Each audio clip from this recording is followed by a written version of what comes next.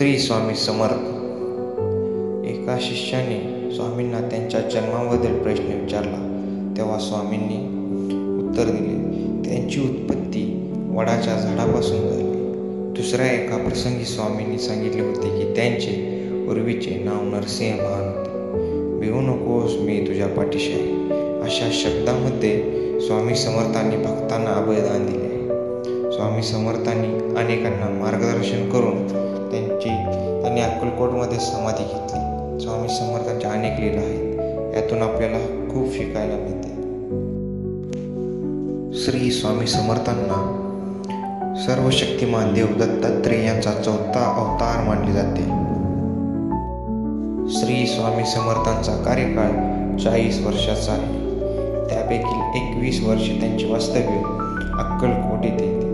इतिहासकारांच्या मते श्री स्वामी समर्थांचे अवतार कार्य शके 1800 मध्ये संपन्न झाले. 1856 मध्ये अक्कलकोटच्या खंडोबा मंदिरात त्याचे पहिल्यांदा दर्शन झाले. श्री स्वामी समर्थांना अक्कलकोट स्वामी म्हणून ओळखले जाते. ते महाराष्ट्रातील अक्कलकोट येथे खूप काळ वास्तव्य करत होते. ते 19व्या शतकात 1858 ते 1878 या काळात जगले. श्रीपाद वल्लभ आणि श्री नरसिंह सरस्वती यांच्या नंतरचे भगवान श्री दत्तात्रेय यांचे ते 3रे पूर्णावतार मानले जातात. ते कर्नाटक, महाराष्ट्रासह विविध भारतीय राज्यामध्ये एक प्रसिद्ध आध्यात्मिक व्यक्तिमत्व आहेत. त्यांनी संपूर्ण भारतीय उपखंडात प्रवास केला आणि अखेरीस सध्याच्या महाराष्ट्रातील अक्कलकोट या गावी त्यांचे मुक्काम केला.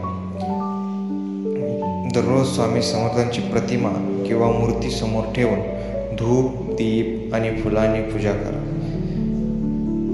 स्वामी समर्थ या मंत्राचा जप करा. विशेषतः सकाळी आणि संध्याकाळी भक्तास मदत करा.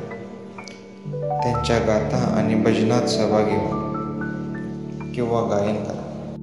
स्वामी समर्थांच्या नामस्मरणाने आंतरिक बळ प्राप्त होते. कठीण प्रसंगातही स्थिरता आणि सहनशीलता प्राप्त होतात.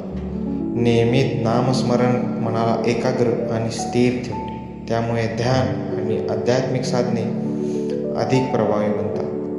नियमित आणि समर्पणाने नामस्मरण केल्याने हे फायदे अधिक स्पष्टपणे जाणवतात. श्री स्वामी समर्थ. स्वामी समर्थांची ही माहिती तुम्हाला आवडल्यास आमच्या चॅनेलला नक्की सबस्क्राईब करा आणि लाईक करा.